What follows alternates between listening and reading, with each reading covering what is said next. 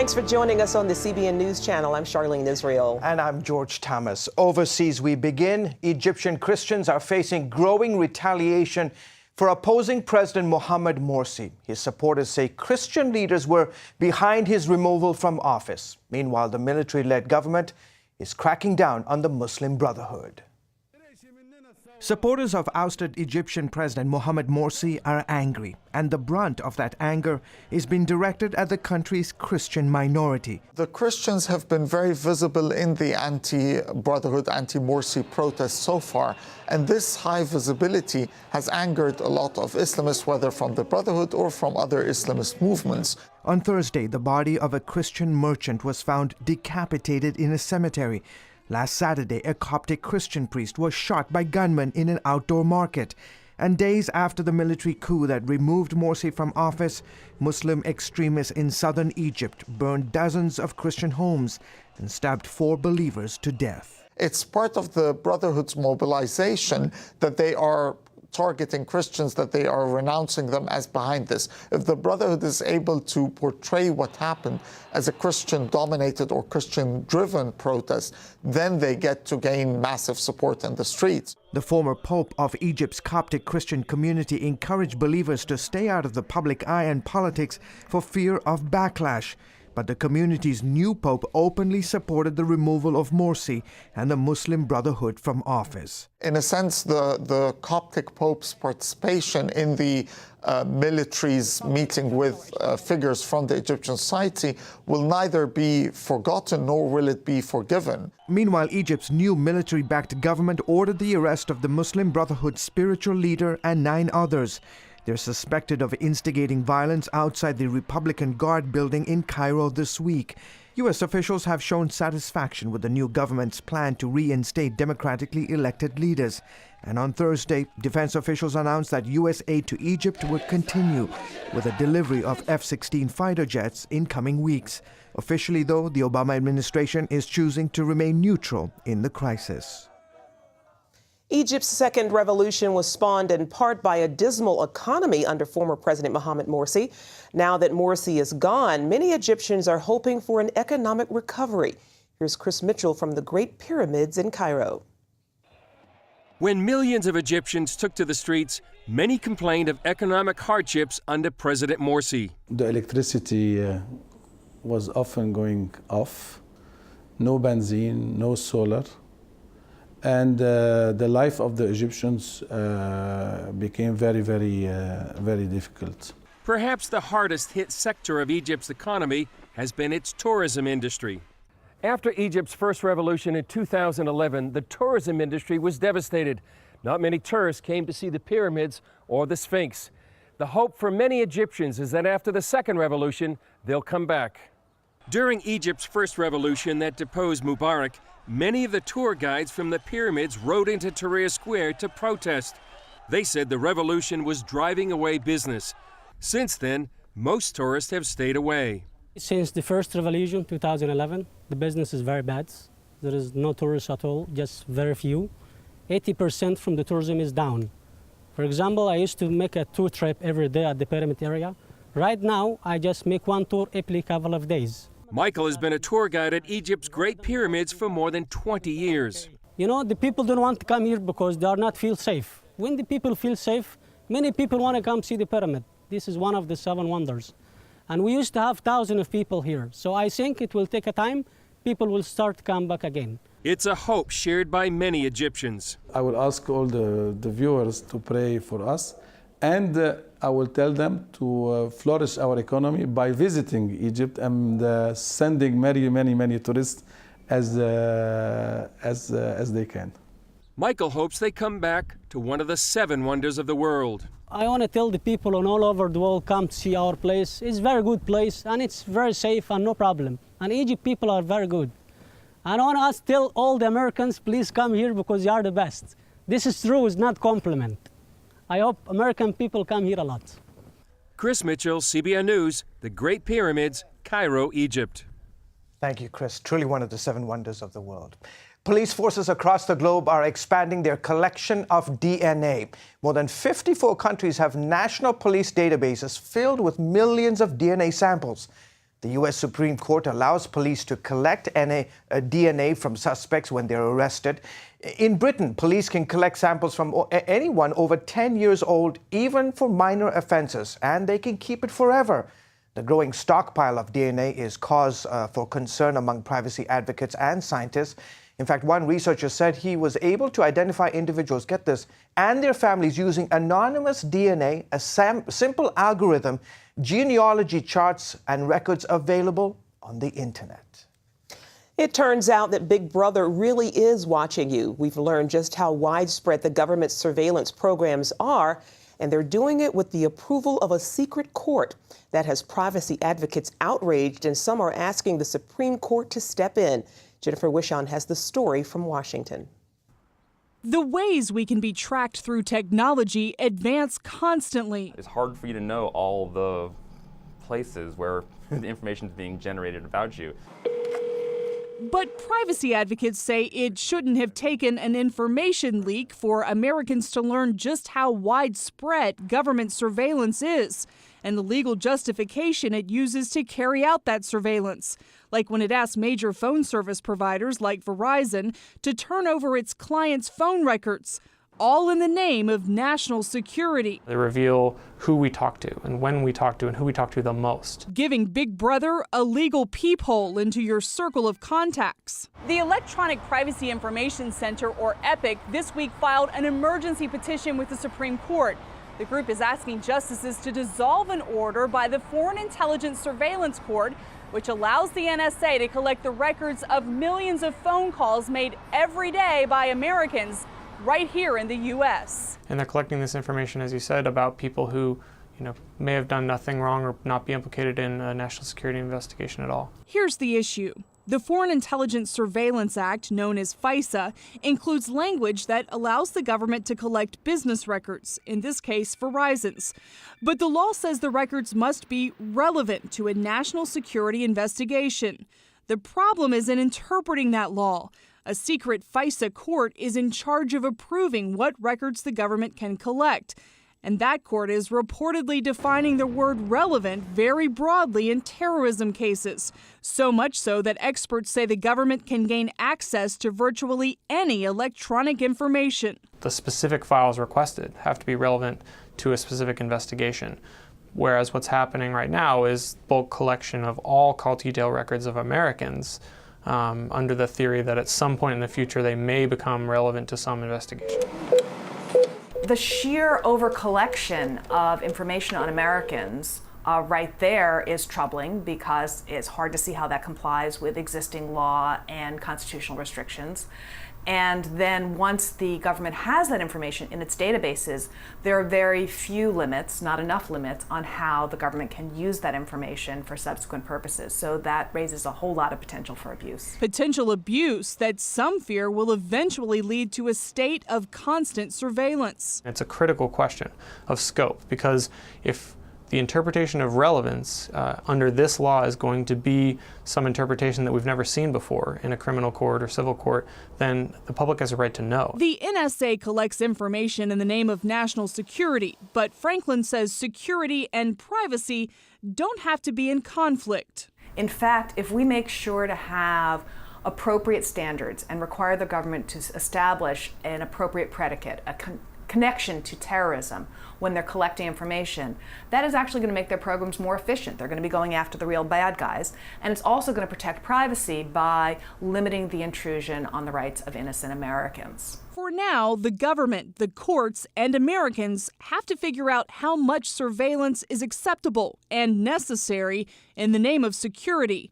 Jennifer Wishon, CBN News, Washington. Pennsylvania's Attorney General says she will not defend the state's law that protects traditional marriage. Gay activists are suing to overturn that law. It's the Attorney General's duty to defend state laws, but Kathleen Kane says she's choosing to, quote, end another wave of discrimination. It is exciting. I think it's very historic. The fact that we are breaking down yet another wave of inequality or discrimination is a good day.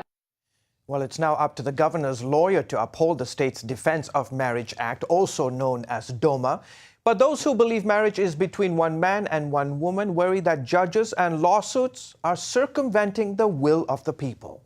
When people have had the opportunity to vote at the ballot box about whether marriage should remain as it has always been, the union of one man and one woman, that's what the people want. And we think the people should have a voice.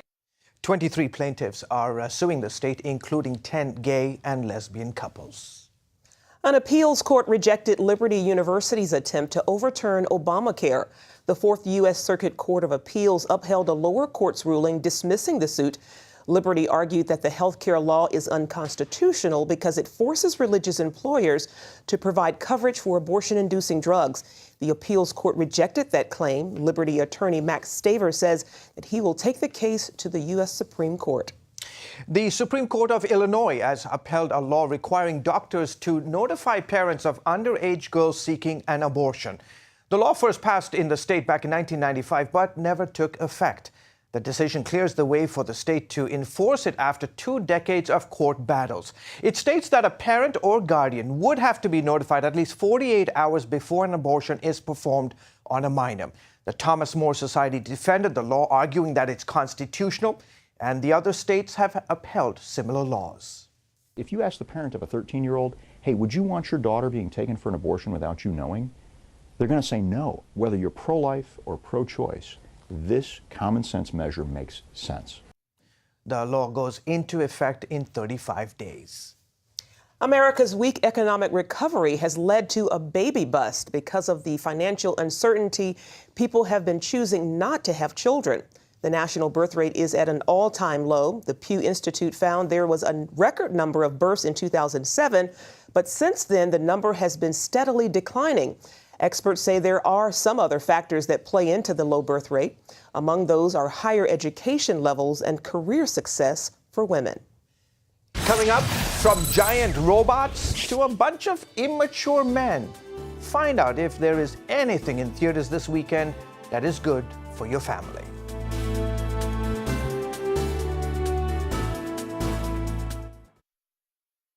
Looking for something to watch at the theater this weekend? Here with this week's movie reviews is Bob Waliszewski.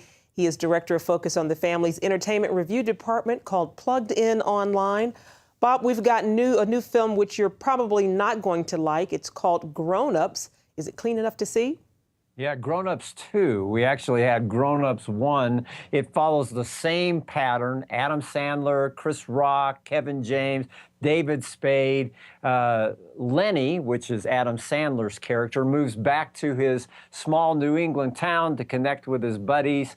It's a mixed bag. There's some things to like here. I mean, basically, these guys are trying to grow up a little bit, but it's still this prolonged adolescence. And they do love their wives, and they are trying to raise their kids. So that's the good part. But at the same time, there's a lot of gross out humor, a lot of sexual inappropriateness, male nudity, some skinny dipping that we have to view from behind. It's really overall a mess, and a film that I can only give a 2 out of 5 for family friendliness too. So for people who want a bigger picture, they can always go to our website. Definitely. Well, there's a new sci-fi flick that's coming out. It's called Pacific Rim. What do you think of that?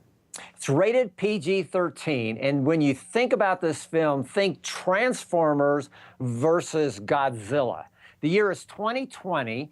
And we find out the tectonic plates in the Pacific Ocean have opened up, and crawling out from underneath the sea are these huge dinosaur, lizard-like creatures from another planet, we find out, that are trying to colonize and take over planet Earth. Well, the governments of the world at that time pull their resources. They realize that just dropping bombs on these creatures aren't going to work. So they pull their resources to build what essentially are these transformer-like huge robots with enough muscle and oomph to take on these monstrosities. So let the battle begin. It's humanity versus this new Godzilla, if you will. Plenty to like here. I always like a film where there are characters to root for, and in this film there are plenty. You see bravery, you see courage, you see the willingness to lay down one life for the common good. And I should point out what this film doesn't have. It doesn't have any risque scenes. It's not about violence, gory violence that involve humans. It is a very violent film, but there's something different about a robot going after a Godzilla-like creature that's a little different. Now, what it does have is quite a bit of language, most of it mild, but there is a handful of harsher profanities the family need to know. That said, for teens on up, I think the film has possibility. I gave it a 3 out of 5 for family friendliness. All right. Thank you so much for your reviews, Bob, as always. Thank you, Charlene. Up next, the real reason why the nation's flagship ministry to homosexuals shut its door. Hear from the former president of Exodus International.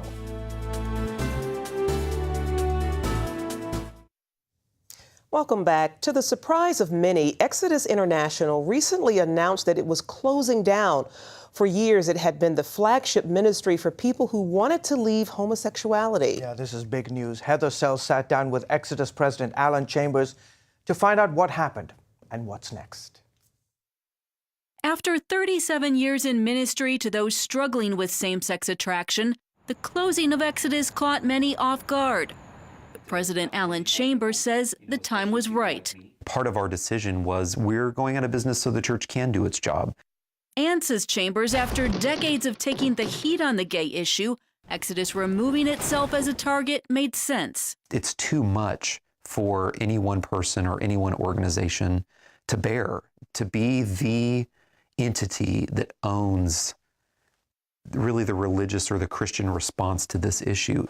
Critics like Peter Sprigg of the Family Research Council also believe shutting down was a good idea, but for a different reason.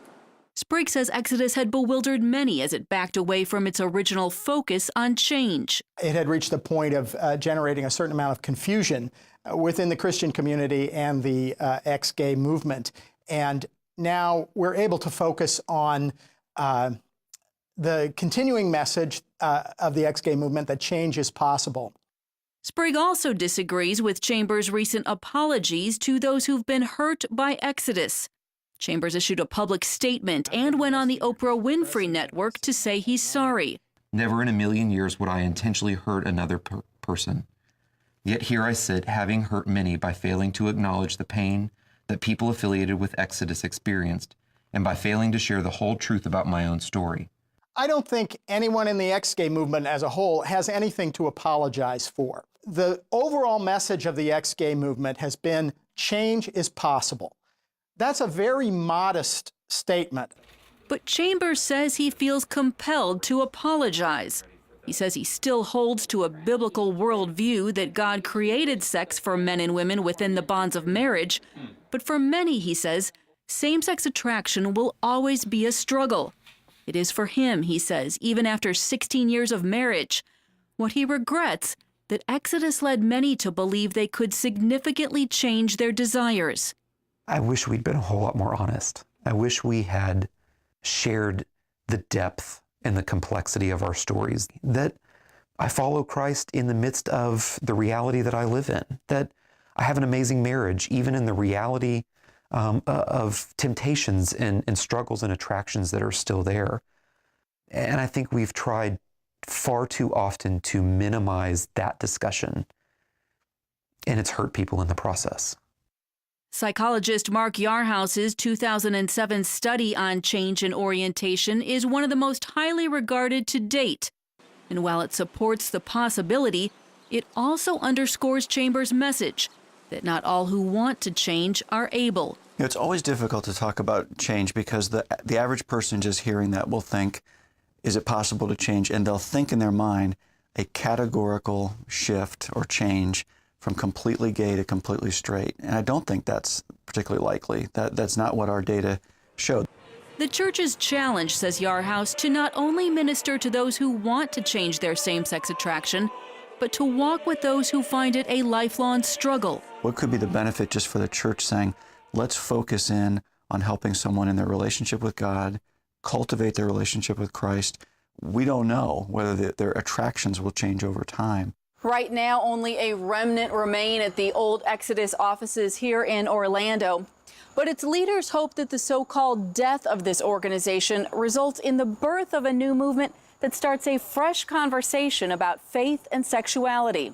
It's a brand new organization with no support at this point, no funding, no nothing, and yet I'm more excited than I am anything.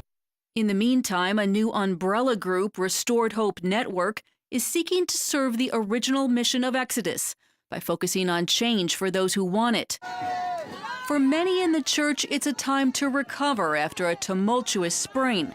Between the Boy Scout decision, Exodus closing, and the Supreme Court rulings, many who support traditional marriage have felt overwhelmed.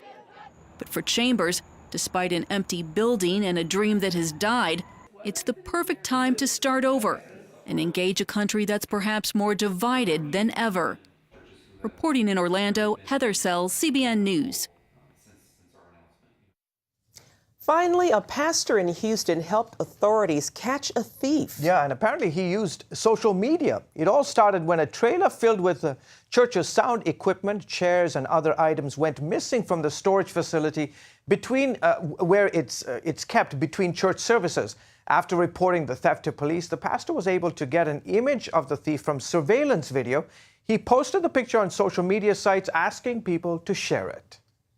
We put that still picture on Facebook and just asked people to share it. We honestly were not expecting to recover anything, but we thought, you know, doing something is better than not doing anything. If we do something, then we'll have a better chance of recovering our equipment. Well, his efforts paid off. A neighbor's tip led police to a house where they recovered their equipment and arrested 3 suspects.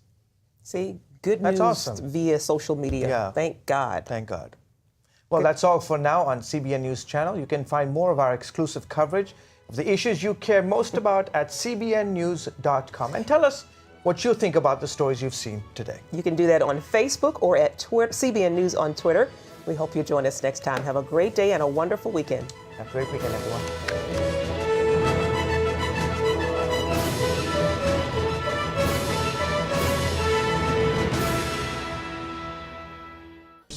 Introducing the CBN Bible from CBN.com. Now, an easier way to study the Bible and grow in your faith. Highlight your favorite verse. Read separate versions at a glance. Click and read a commentary. Or cross-reference your favorite verse using the Strong's Concordance. All the right tools to study the Bible, all in one place. The CBN Bible, available at cbn.com/Bible or the iTunes App Store.